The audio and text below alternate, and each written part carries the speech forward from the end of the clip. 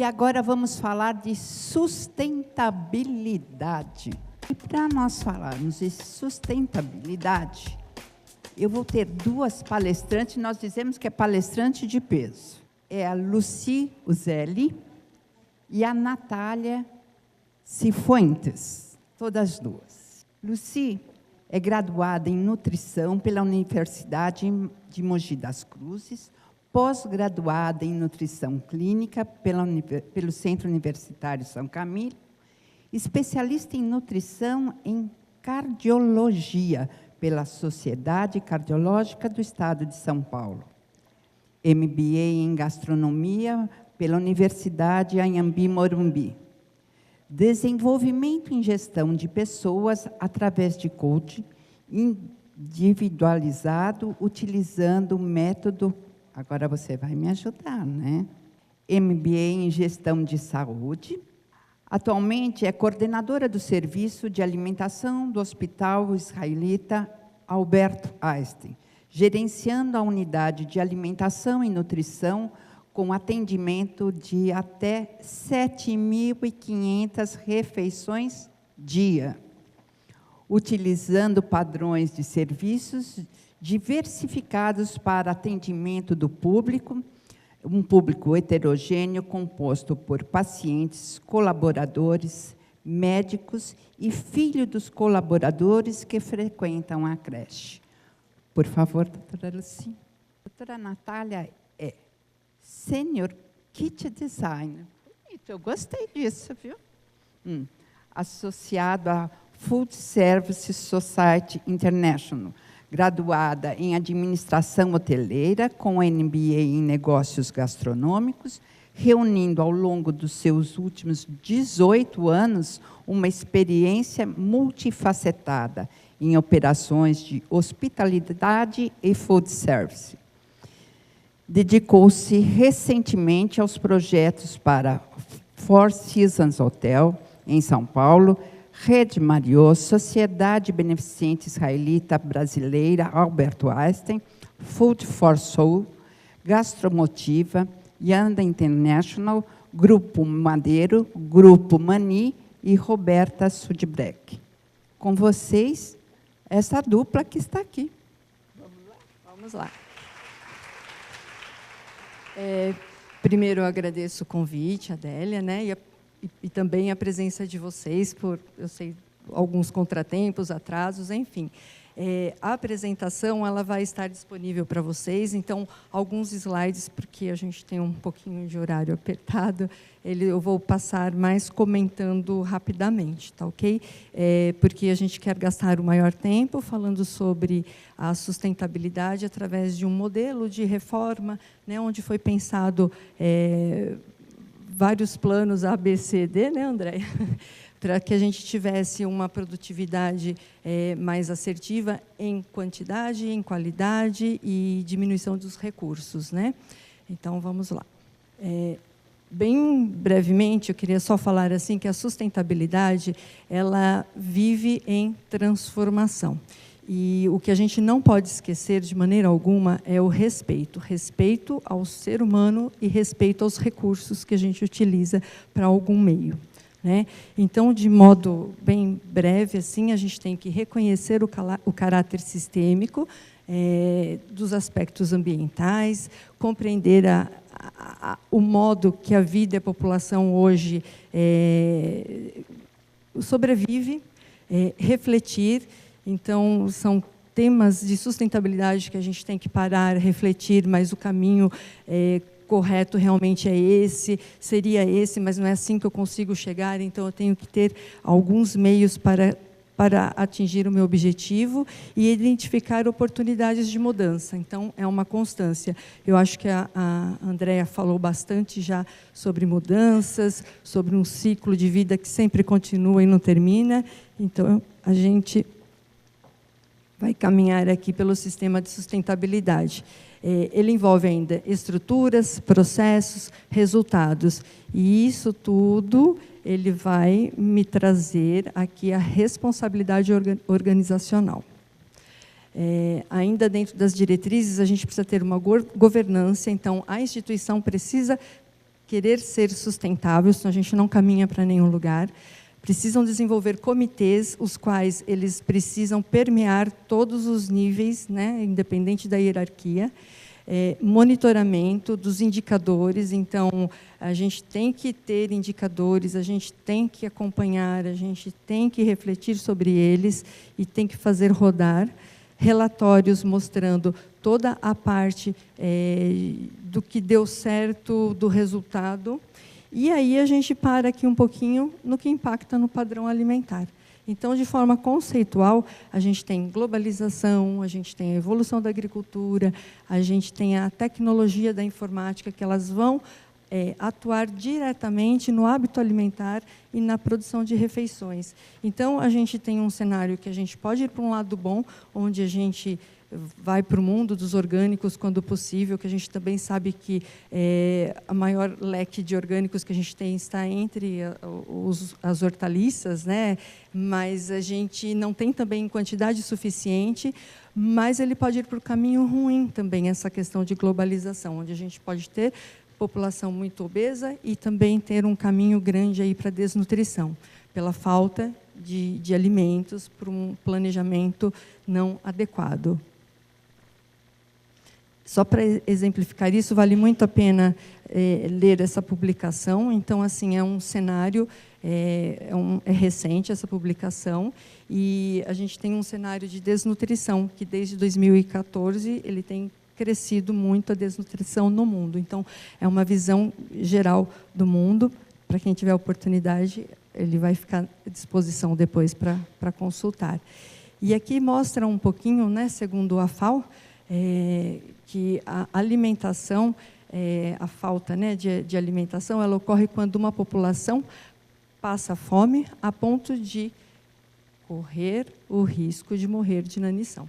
Então, ele acaba colocando graus, né? Então, onde é um leve, que você tem disponibilidade e oferta, você pode passar pelo moderado, onde você tem falta de recursos para adquirir, às vezes, o alimento adequado. E aí a gente tem o grave, onde você pode passar um dia sem se alimentar. Enfim, a gente tem um cenário no mundo que ele permeia por essa régua. Aqui é uma propaganda dos Objetivos de Desenvolvimento Sustentáveis. Alguém aqui já chegou a ver esse já, né? Eles estão fazendo propaganda agora. Em novembro, eles vão lançar, são 17 objetivos sustentáveis. Entre eles, a gente tem sobre a alimentação, uma agricultura sustentável e a saúde, né? E eles começam agora, em novembro, a divulgar cada pedacinho desse objetivo de desenvolvimento sustentável. O que é bacana é que qualquer instituição pode ser uma signatária através do Pacto Global. Então, o que é importante de tudo isso é o que eu falei no começo, é o respeito às pessoas e aos recursos, quer seja da maneira de trabalho, quer seja de esgotamento de recursos naturais. Aqui está passando, aqui a gente só deu um destaque aqui para saúde e alimentação, e esse vai ser o primeiro insight que eles vão publicar agora em novembro. Começa a propaganda de forma mais efetiva para ver se consegue abranger um público maior de instituições, no caso, né? Causas de desperdício. Por que eu vou falar um pouquinho aqui de desperdício? Lá no hospital a gente fez bastante ação de desperdício. Então, a gente começou a procurar quais eram as causas de desperdício. Então, a gente tinha, lá atrás, tem desde da parte de perdas de colheita, né? Mas a gente também tem dentro da instituição ou dentro de casa, quando a gente replica isso para um cenário mais doméstico. Então, aquele alimento que não tem um padrão tão bonito, geralmente você rejeita. Coisas que a gente compra e não vai consumir e perde-se por data de validade. Então, a gente tem uma cadeia aqui grande a cuidar e muitas vezes acaba sendo negligenciada.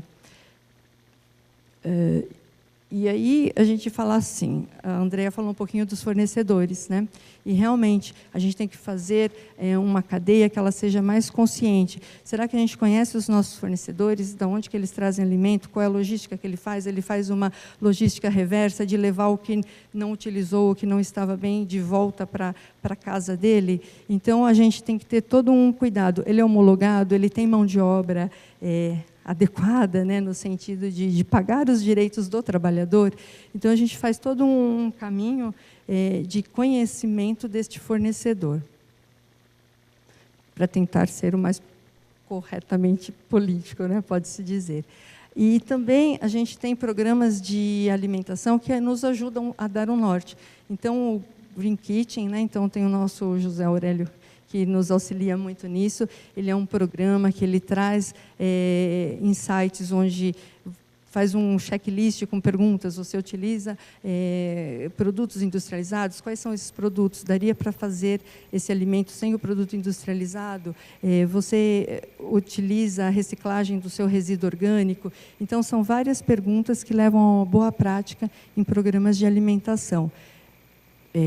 É muito fácil também, quem quiser entrar em contato com ele, ele dá uma super consultoria e vale a pena porque a gente às vezes fica com os olhos meio fechados e não consegue enxergar o quão fácil a gente pode auxiliar nesse sentido de sustentabilidade, né? E aqui também a gente pode ter ações para uma alimentação saudável. Então, fomentar a economia local. A gente pode ter agricultura familiar. O nosso fornecedor, ele traz a família para o campo. A gente tem hoje fornecedores de hortifrutis que têm essa possibilidade. Então, você vai evitar com que essa pessoa saia do seu local de origem para vir superpovoar os centros urbanos e, muitas vezes, ele não é feliz no sentido de ter recursos, de ter condições boas de vida. Aqui ainda voltado à alimentação sustentável, eu estou pulando, estou acelerando aqui um pouquinho, mas achei... a alimentação saudável, agora falando um pouquinho lá do hospital, então a gente começou a perceber que os colaboradores, porque a gente tem esse volume enorme de refeições, porque a gente atende colaborador, paciente, confortos médicos e enfim, tem creche, tem tudo. Então, a gente começou a perceber que no refeitório de colaborador, que só no almoço é em torno de 3.500 refeições, a gente servia, era self, então era livre demanda. Então, as pessoas passavam e pegavam quantidades muito grandes de alimentos.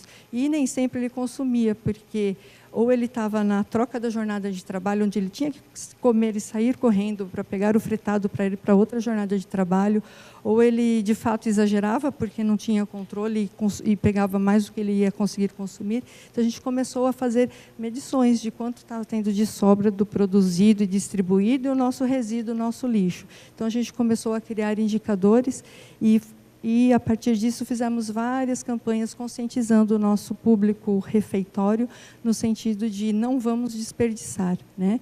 Então, além dessa campanha com o alimento, nós também fizemos, que seria essa do prato limpo, né?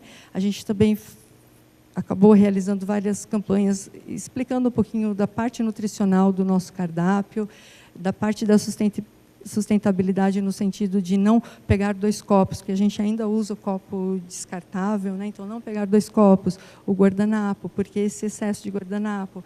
Então, a gente começou a fazer vários trabalhos e, com isso, a gente foi tendo um resultado bem positivo, que eu vou direto no resultado.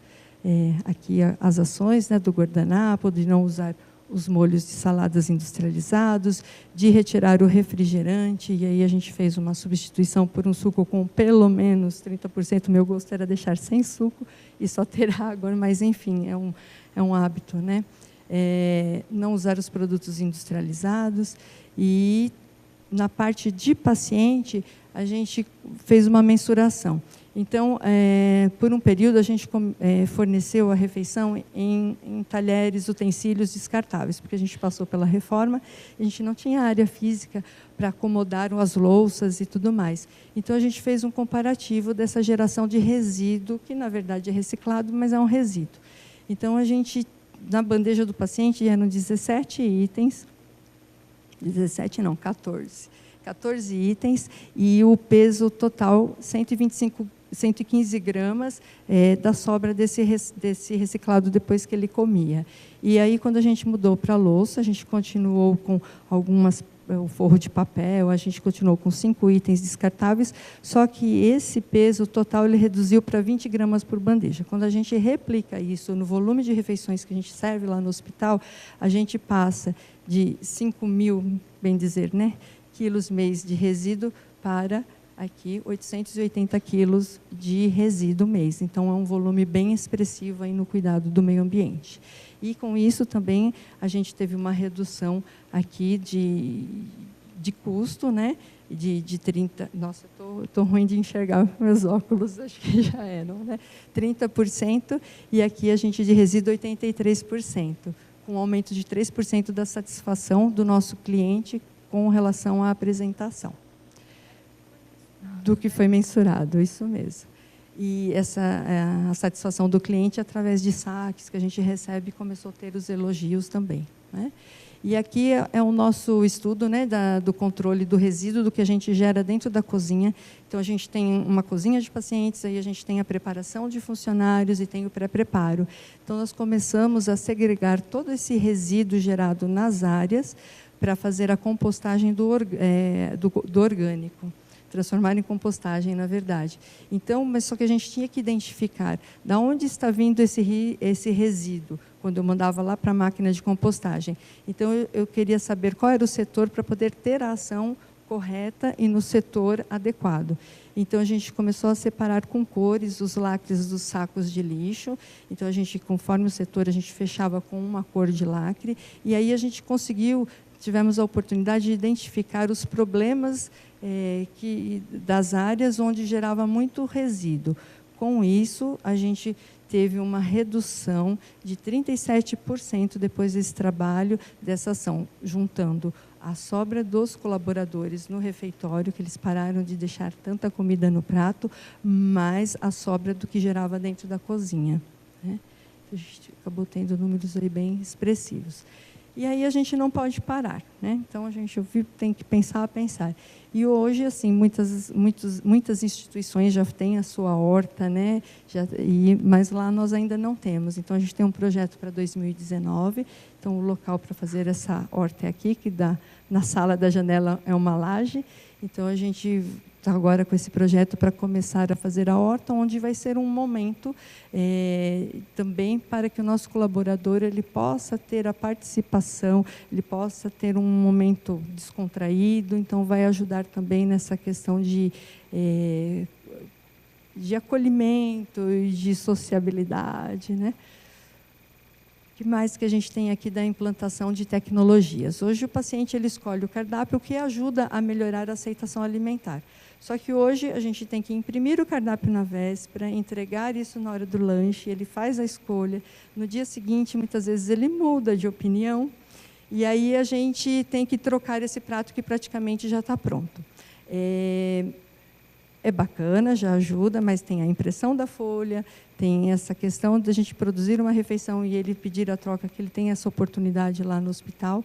Então, a gente ficou pensando como a gente poderia melhorar isso, pensando na nossa população, que é uma população que tem um acesso à informática bem fácil, né?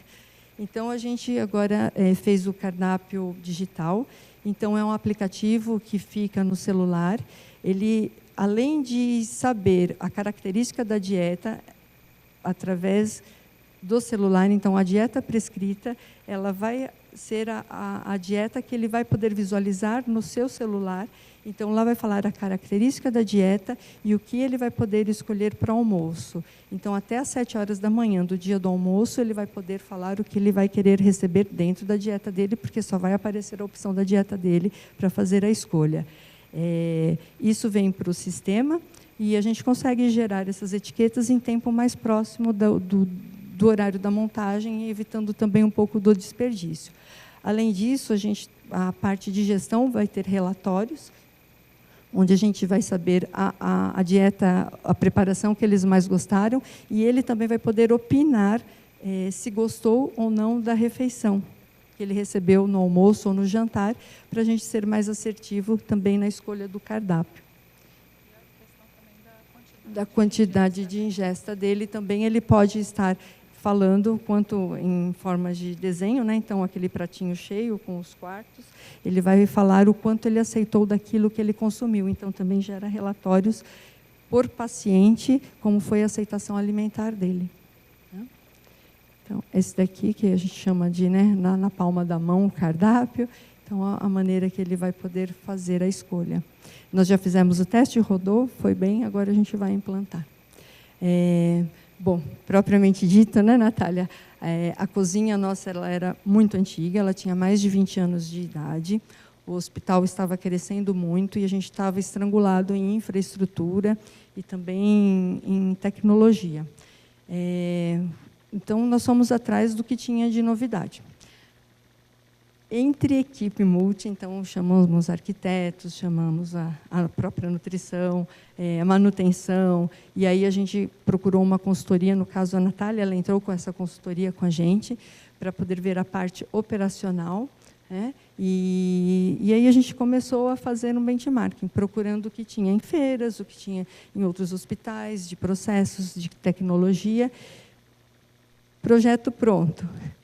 E aí vamos passar por todos os comitês de aprovação. Então, a gente teve uma sabatina, então, com o comitê de obras, com o comitê financeiro, com o comitê de qualidade, nós começamos a ter uma série de reuniões para ter essas aprovações. Reforma aprovada, entra a Natália. E aí, a gente acabou colocando uma diretriz, né, de aumento, de crescimento, em cima do que o hospital pretende ser no futuro. E foi toda a parte aí que a gente fez aí em 1000 mãos, né?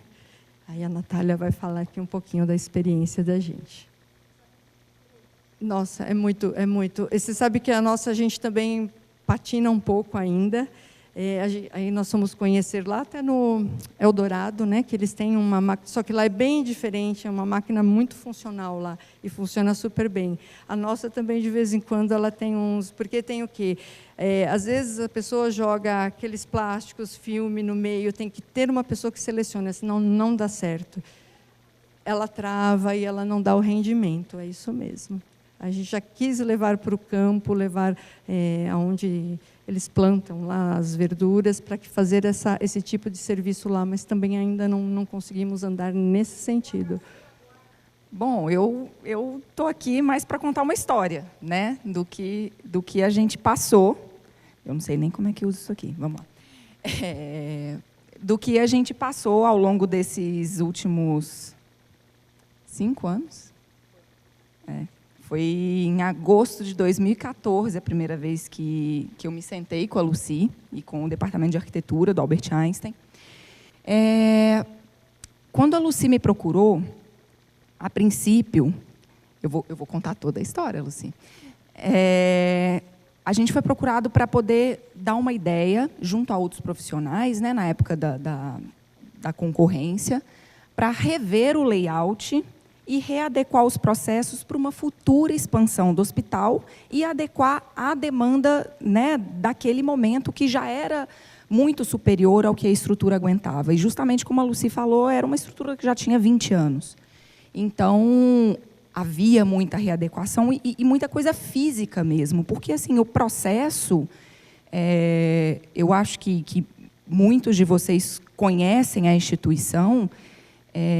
Aquela época, eu acho que hoje a gente pode falar, se fazia milagre com o que tinha de estrutura física ali, aquele momento, né? Porque o ambiente ele se deteriora, a tecnologia ela se torna obsoleta, por mais que o Einstein hoje seja uma instituição que eu posso dizer que está sempre à frente no que diz respeito à procura e até a aquisição de novas tecnologias, ao teste de novas tecnologias, ainda assim, né, havia limitações físicas que impediam de crescer e de se desenvolver e de inovar. Então, a gente contava, naquela época, eram mais ou menos 6.000 refeições dia, né? E a gente tinha 1.500 metros quadrados divididos em 2 andares. Tá? Eu vou mostrar um pouquinho depois no mapa, onde, naquela série, né, de puxadinhos ali, daquele conglomerado que é o Albert Einstein, onde que ele está localizado.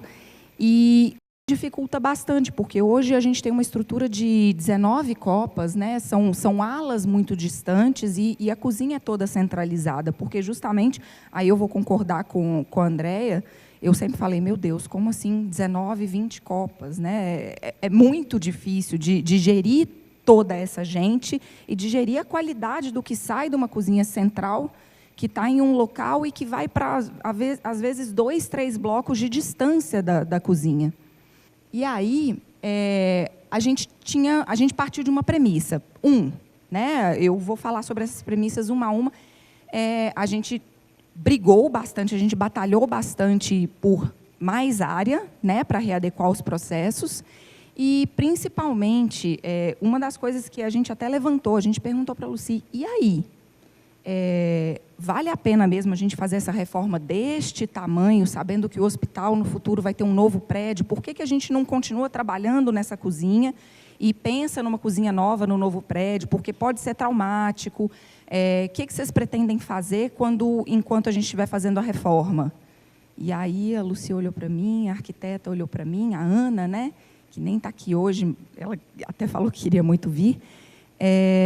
Eu falei, a gente vai ter que fazer das duas uma. Ou uma cozinha de campanha, que é o que a gente chama de cozinha de campanha, as cozinhas de exército, né, quando vão em missões, para funcionar enquanto a gente fazia a reforma, ou a gente faria essa reforma faseada. Só que, assim, a gente passou por alguns cases, alguns benchmarks de hospitais que tiveram essa experiência de fazer a reforma faseada, e é uma reforma que ela demora muito mais tempo, ela aumenta muito o risco de contaminação por conta de obra junto, por mais que haja o melhor dos isolamentos, ainda há o risco, né? E, consequentemente, é uma obra que normalmente ela custa mais, ela apresenta mais custos no final das contas, né? Então, a gente partia aí para uma premissa de aumentar 50% o espaço físico, a gente teria um aumento de quase 35% na quantidade de leitos, e na de colaboradores, a gente aumentaria 100% e a de acompanhantes em 100% e pacientes e colaboradores por volta de 35%. E aí, com o projeto, né, aí foram anos de projeto, porque ele ia e voltava, por conta desses inúmeros comitês, né, a gente, no final, a gente aumentou a área estocável em 39%, sendo que a de produtos secos em 52%, porque a gente, naquela época, o estoque seco, ele vinha praticamente quase que para 3 dias, no máximo, que ele ficava numa outra instalação, a 4, 5 quilômetros de distância do hospital, porque não tinha espaço. Né? Então, a gente aumentou, uma das premissas era aumentar o estoque seco para aumentar a independência do hospital. A gente tem uma contingência aí de 5 dias, né, de alimento dentro do hospital. E aí, uma das premissas que foi uma das minhas missões, assim, que eu tomei com muito apreço, foi a questão da água. A Lucy, ela me falou lá no início, a gente gasta muita água aqui na cozinha. E, naquela época, a gente tinha 2 áreas de lavação, né? Uma para a cozinha de funcionários e uma para a cozinha de pacientes. E a gente dimensionou o departamento de engenharia, né, que trabalha com a questão do Lean, dentro da instituição, eles dimensionaram um gasto diário de 20 mil litros de água por dia, só com lavagem de panelas, GNs. E aquilo me impressionou muito. Era a primeira vez que eu via um número tão grande ali, na minha frente. A gente ouvia falar, né? A gente ouve falar, mas eu vi com os meus olhos. E aí a gente saiu para buscar soluções e até fizemos alguns testes. A gente fez um teste de 5 meses e 20 dias, eu acho, quase 6 meses com o maquinário, que a gente foi correr atrás na Suécia, para ver o que ele representava. Não tinha nenhum instalado no Brasil ainda, tinha uma máquina aqui no Brasil, mas para demonstração. E aí a gente conseguiu convencer o fabricante de emprestar essa máquina de demonstração para a gente testar por 6 meses. E os números que a gente teve foram impressionantes. A gente diminuiu o consumo em água para lavagem de panelas e de higienes em 93%. E aí, fora pessoal, a gente reduziu em 50% o pessoal envolvido na operação de lavagem, e que a gente sabe que é uma das áreas mais críticas dentro do SND, né? De produto químico, eu acho que foi 75%. Foi 75%, se não me engano.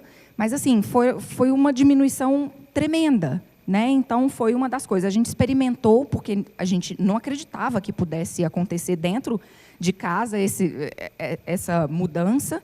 E aí a gente trouxe para testar mesmo antes da reforma começar. E isso foi possível. E aí a gente resolveu implantar 2 equipamentos desse no hospital. E aí, só para vocês verem um pouquinho a cozinha de campanha, esse foi um projeto paralelo, tá? Que enquanto a gente fazia o projeto para a cozinha em si, teve que se projetar. Então, a gente se beneficiou bastante das Olimpíadas, dos Jogos Olímpicos, que esses containers vieram direto dos Jogos Olímpicos para a gente usar. Mas cada projeto é um projeto, né? Assim como para as unidades de vocês, o container dos Jogos Olímpicos teve que ser todo readequado para a operação. Lembrando que foi só para pacientes, tá? Que foi feita, internalizada a produção, mesmo durante a reforma. Os containers eram 14 containers, 180 metros quadrados, a gente sai aí diminui, né, 90% do tamanho da cozinha.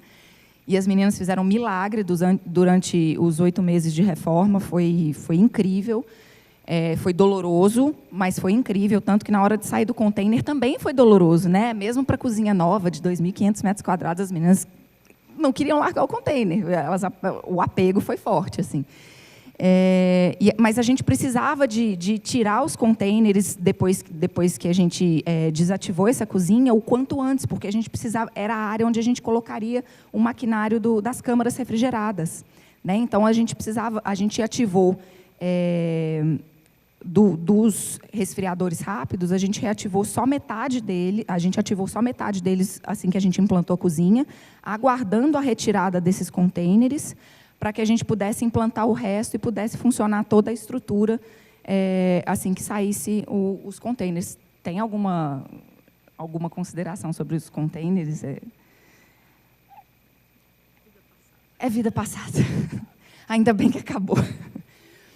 Bom, como eu falei, as premissas. Era readequação física, né, aumento da capacidade produtiva, eficiência dos fluxos dos processos, então a gente precisava buscar novos processos, a diminuição do consumo de água, aumento dos controles internos, porque ali, eu não sei se vocês sabem, mas eu não sei nem se você sabe desse número, mas eu soube por outro departamento dentro do hospital, provavelmente você sabe, mas dentro do Albert Einstein circulam quase 7 milhões de pessoas por ano. É um número comparável a um shopping do tamanho do Eldorado, tá? Entre colaboradores, pacientes, acompanhantes. Então, assim, é um mundo. Então, aonde você tem tanto trânsito de gente, qualquer alimento que é servido lá dentro, até mesmo nos cafés terceirizados, a nutrição é corresponsável. Então, assim, os controles não só dos processos da cozinha, mas também dos terceiros, da chegada, da recepção dos insumos dos terceiros, era muito importante que ficasse muito mais restrito, esse controle ficasse muito mais refinado. E a melhoria na qualidade do produto final, servido tanto ao cliente interno quanto externo. Então, dentro do complexo todo que é o Albert Einstein e que está crescendo mais um pouquinho, a gente está ali, naquele amarelinho. A cozinha, a gente repensou toda a maneira de operar, né, do hospital naquela época, e, em vez de ter uma cozinha de funcionários, uma cozinha de pacientes, e com todos os preparos acontecendo todos os dias, as meninas começavam ali no SND às 5 da manhã, né, a puxar os relatórios, a pegar os ingredientes, para começar a cozinhar e servir para o almoço. A gente trouxe, né, a experiência de outras instituições fora do país para a gente fazer uma cozinha central, e a cozinha de funcionário ser um satélite e a de paciente ser outro satélite. Porque, no fim das contas, por mais que sejam preparações diferentes, o prato final seja diferente, a gente tem algumas bases que são muito similares. Então, base para caldo, para molho, cocção de legumes, o feijão, o arroz, muitas das bases, os molhos, né? Porque como o Einstein faz parte do Green Kitchen, é certificado do Green Kitchen, não entra molho de tomate pronto. Então, todo o molho é feito, todos os molhos são feitos dentro de casa, molho de salada. E isso poderia ser compartilhado pelas duas cozinhas, né? Salvo questão de temperos, né? de dietas específicas, a grande massa, a grande quantidade, utilizava da mesma base. Então, a gente falou, vamos fazer uma cozinha central, que prepare toda essa base, vamos começar a usar do processo do Cooking Chill, que o pessoal da Rational até comentou um pouco mais cedo, mas não só baseado em fornos, né, o processo do Cooking Chill completo, e a finalização dentro de cada uma das cozinhas, com o objetivo da gente aumentar não só esse controle, a qualidade do alimento final, o controle sanitário dos alimentos, mas também um processo que aumenta muito a percepção organoléptica, né? A percepção final de qualidade do alimento, ela é muito grande, por conta de você poder deixar o alimento descansar antes de finalizar, não ter que cozinhar e servir correndo. Então, você tem mais tempo para pensar em novas receitas, para pensar no processo como um todo e parar de ter aquela correria do dia a dia que vocês todas vivem, todos vocês vivem aqui hoje, né? Então, a chave do negócio... Desculpa. Tá aí. Tem como apontar aqui? Aqui. Então, a gente tem toda a recepção dos ingredientes, e aí a gente recebe os ingredientes, a gente faz todo o pré-preparo deles, né? O corte, higienização, né? Tudo que vocês estão acostumados no dia a dia de vocês. Uma grande quantidade de câmaras, para o armazenamento, para a gente ter um estoque um pouco maior e a gente diminuir tanto, porque uma das coisas que aconteceu, a gente parou de ter uma doca específica da nutrição para dividir da doca do hospital. Então, a gente precisava que a logística de fornecedores fosse mais inteligente também, porque a gente brigaria ali com tudo que chega na instituição. Então, precisou mexer também nessa questão da logística de entrega. O trabalho que foi feito com os fornecedores, inclusive dos terceiros, foi extenso e foi uma coisa que demorou bastante. Uma das coisas que muda no processo é a questão desse preparo dos ingredientes. Eu não estou falando do pré-preparo. Os ingredientes já foram pré-preparados, já foram higienizados, já foram cortados. Nesse preparo de ingredientes, a gente faz a separação de todos os carros. Então, se eu vou fazer hoje sopa de legumes, aqui nessa área, o cozinheiro responsável por essa área, ele vai na câmara de vegetais já processados e vai pegar. Eu preciso de tanto de abóbora, ele já vai trazer o carro, já vai fazer um carro só de abóbora, e aí da cebola que vai ser utilizada nessa sopa. Então, a gente, nessa área, se mede tudo, se porciona tudo e não entra nenhuma embalagem dentro dessa cozinha central. Tudo já entra porcionado aqui dentro, ficha técnica do lado, o cara vai porcionar, vai pesar tudo dentro dessa área e nessa área já entram os carros preparados. A gente tem até algumas fotos e um vídeo para vocês verem depois. Aqui é onde a gente faz o grande volume de preparos. A gente tem 3 frigideiras basculantes, a gente tem 3 caldeirões com misturador, né? 3 caldeirões de pressão com misturador, tem fornos combinados e tem 5 resfriadores rápidos, 5 túneis de resfriamento rápido, né? Com capacidade para 180 quilos cada um. E aqui a cozinha do refeitório, que esse era um dos desafios enormes que a gente tinha também, era justamente essas localizações. A cozinha de funcionários ela ficava muito longe do refeitório em si. Então, o trânsito de alimento, ainda mais que o maior volume de alimento no hospital para os funcionários, era um grande volume de alimento circulando por corredores no hospital. Então, uma das coisas que a gente fez foi brigar por essa área aqui, que era uma área de manutenção, E aqui a gente tinha uma área que era nossa, que acima tinha a área de manutenção, a sala de manutenção. Então, a gente fez uma troca. A gente até... Era cada metro quadrado ali dentro é valioso e tem muitos departamentos brigando, né? Vocês conhecem bem essa história, porque em todo hospital é a mesma coisa. A gente trocou, a gente cedeu a nossa área próxima à sala de manutenção e pegou o almoxarifado de manutenção, porque o refeitório fica aqui.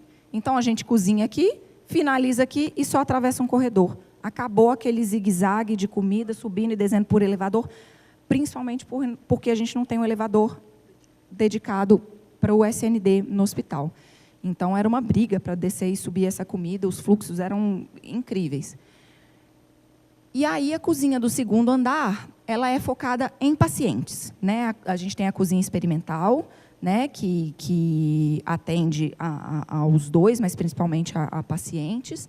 A lavagem de panelas e de utensílios, ela acontece também, ela ficou centralizada no segundo andar, mas, prioritariamente, a gente está falando de confortos médicos e pacientes aqui no segundo andar.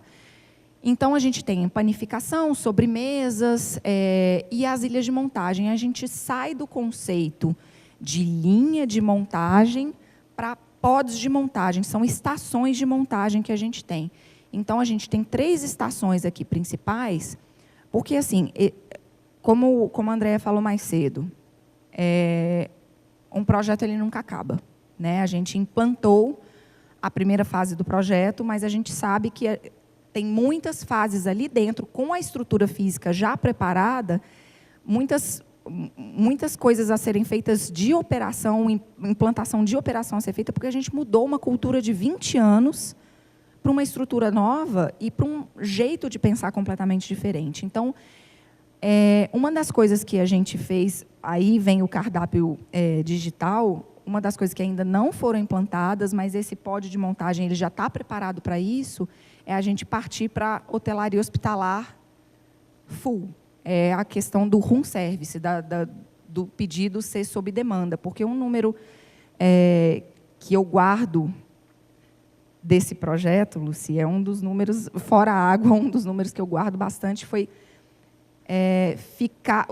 ver o desperdício que vinha dos quartos, dos leitos, justamente porque o paciente, mudei de ideia, não quero mais a carne, agora eu quero o frango, ou então o paciente, às vezes, estava indisposto, porque voltava de algum tratamento, algum exame, voltava indisposto, não queria comer, e aquela comida, ela voltava para a cozinha, não tinha o que fazer, ia para o lixo.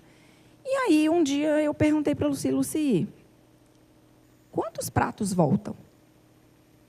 Aí, ela tinha o número dos pratos. Aí, eu fiz outra pergunta para ela. Do que o prato vai, a gente descobre que o paciente ou não quer, ou está indisposto, ou ele não está no quarto, porque ele está num tratamento de oncologia, o prato volta, ele é jogado no lixo, é preparado outro para voltar para o quarto, vamos contar quanto tempo demora? Por cada prato, eram 40 minutos. Num mês, eram desperdiçados, não só quilos de comida, mas eram desperdiçados 340 horas com desperdício. Nesse vai e volta. E esse número ficou muito na minha cabeça. Eu pensei, como que a gente pode solucionar isso? Porque, assim, a gente se beneficia muito, né, Lucy, também da gente estar numa instituição que cabem essas elucubrações e inovações e o paciente entende, ele se entende como um hóspede, ele não se entende como um paciente ali dentro, né? Então, assim, vamos implantar o room service. Só que ainda está muito cedo, a gente tem 4 meses de implantação. Ainda está muito cedo para sair do método de linha, que ainda estava acontecendo dentro do container, para o room service, que é o sob demanda. Então, assim, precisa de uma estruturação de tecnologia da informação também, do cardápio digital está completamente funcional, para a gente começar a trazer essa questão do pedido. O paciente está no apartamento, olha, o horário de almoço é de tal hora a tal hora. Você vai ter lá no seu cardápio o que está disponível para você, você pede, ele aperta, vai sair o pedido e vai sair a montagem. No mundo inteiro tem instituições que já funcionam dessa maneira e que tem a filosofia do em 21 minutos o alimento está com o paciente já, né? Que é a mesma prerrogativa da hotelaria. Eu venho da hotelaria, né? Eu venho da operação de preparo de alimento para a hotelaria. Então, assim, a gente já vem com muito essa questão da agilidade e como a gente pode fazer isso dentro de um cardápio restrito, como a gente pode fazer isso dentro das premissas, né, da nutrição hospitalar, que são muito características. Então, a gente vem com o Cook and Chill, que está tudo pré-preparado, só para finalizar no momento ou hoje no momento da montagem, né, no próximo horário do almoço, e no futuro, assim que o paciente pedir esse alimento.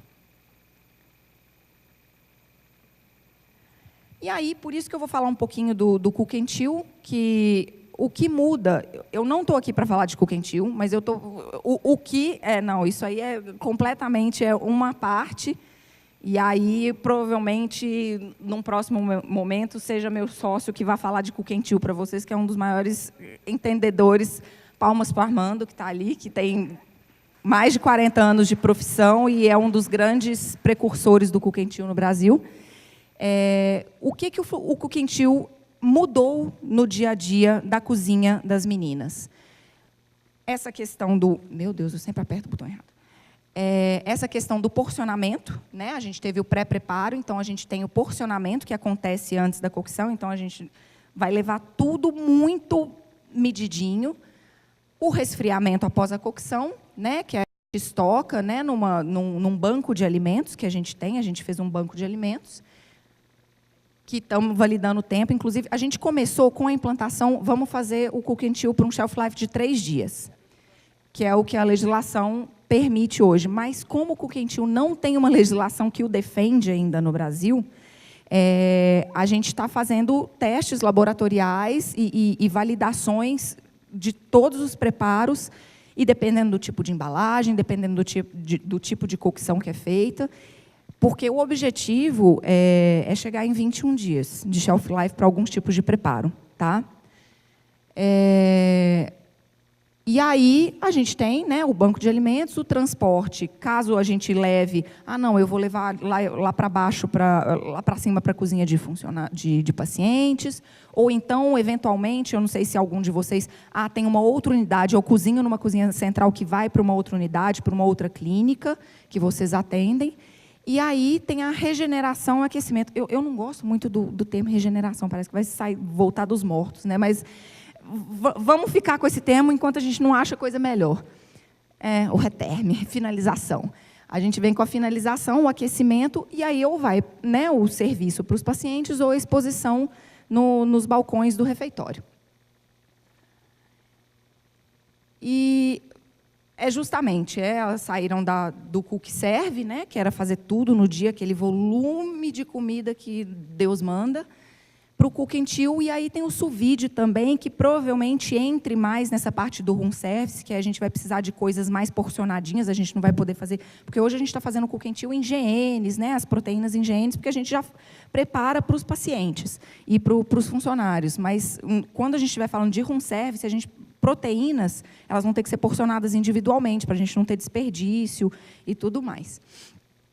Aí os equipamentos que a gente utiliza hoje, né, são os fornos combinados, que eu acho que já se ouve muito, nos últimos 10 anos, se falou muito de forno combinado, e a gente tem cada dia mais eles mais presentes. Né? A embaladora a vácuo hoje, seja a vácuo ou seja a embalagem, eu vou mostrar para vocês um vídeo de como a gente está embalando os grandes volumes dos alimentos que saem de caldeirão, principalmente. A embalagem é vital nesse processo, tem que ser embalagem de boa qualidade, tem que ser embalado corretamente, né? Porque o Cook and Chill ele não permite erro. Por mais que ele facilite muito a vida, ele não permite erro. Ele não permite um alimento contaminado, ele não permite um fluxo errado, porque você está embalando o problema. Então, ele se multiplica exponencialmente a partir do momento que você embala e não tem jeito. Ali, do mesmo jeito que você preserva um alimento de boa qualidade, você pode exponencialmente multiplicar um risco. E aí, os resfriadores rápidos, né, a gente, no hospital, por uma questão estrutural, tá? No primeiro projeto, a gente até usou bastante a questão dos resfriadores, que a gente chama de tumble chillers, né, que é o resfriamento por água e não por ar forçado, que são os resfriadores rápidos que são comercializados mais frequentemente. Mas, por uma questão estrutural, a gente utiliza hoje no hospital os túneis de resfriamento rápido. E aí foi o que eu falei, né? No cook and chill e no sous vide, os 7 mandamentos máximos máxima higiene, a matéria-prima de extrema qualidade e a embalagem perfeita, seja no sous vide ou seja a embalagem do cook and chill mesmo que seja na GN. Temperatura e tempo de cocção adequados, o resfriamento rápido, a gente tem que chegar da temperatura que ele saiu da cocção até 5 graus positivos em, no máximo, 2 horas. Estocagem até 5 graus por até 5 dias no cook and chill. Tá? A gente está trabalhando com os 3 dias, que é o que a gente tem a salvo na legislação. E a estocagem entre meio grau positivo e 2 graus positivo no sous vide, aí no vácuo até 21 dias. Tá? Reaquecimento rápido em temperatura adequada e a consequência da evolução dos equipamentos, né, hoje em dia, isso aí eu vou passar bem rápido, é porque hoje a gente consegue ter controles maiores de temperatura, de microprocessamento muito melhores, o que nos auxilia em qualquer tipo de equipamento. Hoje a gente consegue puxar um relatório HACCP com um pendrive, não precisa lá ficar preenchendo, né? Se você tem o equipamento, você coloca um pendrive lá dentro e joga no computador, você já tem um relatório HACCP. Então, pré-preparo, cocção, resfriamento e retorna para a finalização, para o aquecimento. Os pré-cozidos, a mesma coisa, porque tem alimentos que a gente só pré-coze, né? A gente pré-cozinha eles antes de levar só para a finalização. No caso de legumes, para salada, essas coisas, a gente só faz uma cocção muito rápida, resfria e muitas vezes a gente já leva direto para a distribuição. O serviço, a gente utiliza no hospital, já utilizava antes da reforma, e hoje já é o dia a dia, né? Já era o dia a dia do hospital, os carros de serviço com temperatura controlada, né? E o quente e frio. E esses carros também, inclusive, se você quiser, você tem a possibilidade, mas a gente ainda não utiliza no hospital, porque a gente ainda tem o auxílio das copas, a questão de você fazer a montagem dos pratos a frio e colocar no carro de aquecimento e ele mesmo aquecer. Mas eu vou dizer que eu tenho uma ressalva sobre esse tipo de processo, porque no produto final que a gente almeja, não fica tão legal. Fica, né, não é para tudo. Né? Tecnologia está aí para nos auxiliar, mas a gente também tem que ter um senso crítico até onde vale a pena a gente eliminar o processo artesanal, o processo, né, do contato humano, da cocção, da finalização do homem para levar para o carrinho aquecer. E, de fato, agora eu vou mostrar para vocês o que a gente fez, o nosso resultado final e o que os meninos estão passando hoje. É muito importante no processo inteiro. A identificação do banco de alimentos é uma coisa que a gente tem batido sempre nas nossas reuniões, porque a gente implantou, mas de 3 em 3 meses a gente faz um apanhado geral, a gente pega a experiência dos meninos que estão operando com toda a equipe, a gente fala com toda a equipe, e vê os desafios que eles ainda estão tendo no processo antes da gente pensar no próximo passo. E a etiqueta é uma delas, né? Porque às vezes é o tipo de etiqueta que aí gruda na GN, aí o cara lá da lavagem, mas eu tenho dificuldade com essa etiqueta. Então, até em etiqueta a gente já está buscando novas soluções para etiquetar, para diminuir a interferência nas outras áreas. Aí são alguns vídeos de como está hoje. Né? Ali, os meninos, no primeiro vídeo, eles estão fazendo isca bovina, que é uma das coisas que mais solta fumaça, é uma das coisas mais loucas, vocês sabem bem. E eles preparando. No do meio, que eu acho que é o mais legal, né? Esses 2 equipamentos aqui, que é o caldeirão com misturador aqui, a gente está lavando o feijão antes de fazer a cocção nele, a gente lava dentro do próprio caldeirão. ele é totalmente basculante, porque isso era um dos grandes problemas também, que eu acho que eu até podia ter colocado ali como premissa, a questão ergonômica do mexer naqueles caldeirões enormes, de ter que entrar lá dentro para tirar o arroz, tirar o feijão todo dia, por mais que seja com a concha, era uma coisa impressionante. E os volumes ali são muito grandes. Então, foi uma das coisas, vamos bascular tudo, né? E aí a gente tem a opção, quando está cozido, ele não precisa bascular para a GN. A gente bombeia com uma mangueira da caldeira, a gente bombeia direto para aqueles sacos que vocês viram ali no meio, eles embalando o molho de tomate. Ele já saiu direto da caldeira quente, embalando. Ele é um dosador, ele bombeia o alimento da caldeira, já dosa e coloca no saco e já fecha o saco para você. Então, assim, a gente eliminou um dos grandes problemas também, que era dessa manipulação do alimento a quente para os recipientes, né? E aí, o segredo de tudo, eu acho que, até complementando um pouco do que a Andréia falou, que ela estava falando do 5W e 2H, e estava falando do 6M também, quando a gente faz um processo de sustentabilidade, um projeto, seja a sustentabilidade aplicada a um processo operacional ou a um projeto físico, a gente tem que pensar em pessoas sempre, como é que a equipe está envolvida. Então, com a gestão correta de pessoas, a gente aumenta a produtividade, aumenta a performance, a satisfação e diminui o custo. Tá? Nos processos, a gente aumenta a estrutura organizacional. A partir do momento que você tem todos os seus processos mapeados, e num projeto desse a gente almeja isso, a gente faz um projeto a partir dos processos que a gente mapeou, aumenta a estrutura organizacional, melhora a produção e aumenta a eficiência. O que a gente sempre quis fazer lá dentro era melhorar os nossos processos, utilizando cada vez menos recursos. Os produtos, né? A escolha dos produtos, o aumento no retorno do investimento, a diminuição no desperdício e o aumento do valor do negócio, que a gente chama do business value, né? Do conceito, do valor que você vê naquele negócio. Quando eu falo de produto, eu não estou falando só de insumo, tá, gente? Eu estou falando da tecnologia que é aplicada, do hardware, do software, eu estou falando de todos os produtos que estão ali dentro da cozinha, seja os químicos, tudo que você compra para dentro da sua cozinha. E os parceiros, né? Hoje fala muito de 3Ps, né? Tudo está na base de pessoas, processos e produtos, mas eu ainda coloco o quarto, que são os parceiros.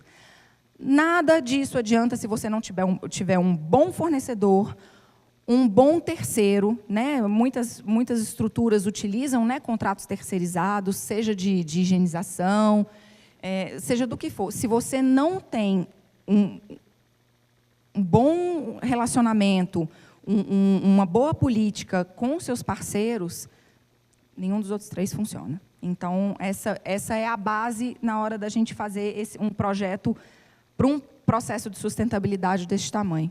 Então, melhores fornecedores e os melhores terceiros. E aí, só um vídeo rapidinho, só para finalizar, para vocês verem, de fato, que algumas pessoas aqui tiveram a oportunidade de visitar, outras ainda não, então está aí.